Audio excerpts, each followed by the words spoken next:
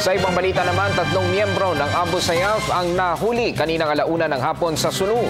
Ayon kay AFP Public Affairs Office Lieutenant Colonel Harold Cabuno, nahuling 3 miyembro ng rebeldeng grupo sa barangay Sanda, Patikul, Sulu habang binabaybay ang coastal area na kung saan sila ay nakasakay ng isang watercraft.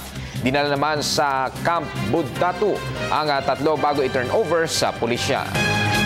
Kaninang alauna lamang ay mayroong naaresto na 3 miyembro ng Abu Sayyaf Group.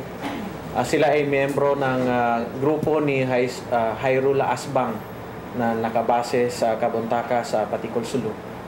At sila ay naaresto ng mga miyembro ng 35th Infantry Battalion habang sila ay nagtangkang sumakay sa kanilang bangka na nakatago doon sa masukal na lugar sa Barangay Sanda, Patikul, Sulu.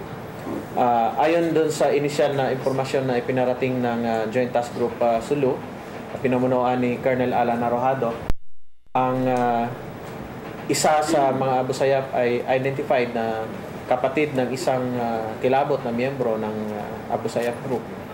At agad sila na dinala sa Budato at sila ito turn over sa Philippine National Police.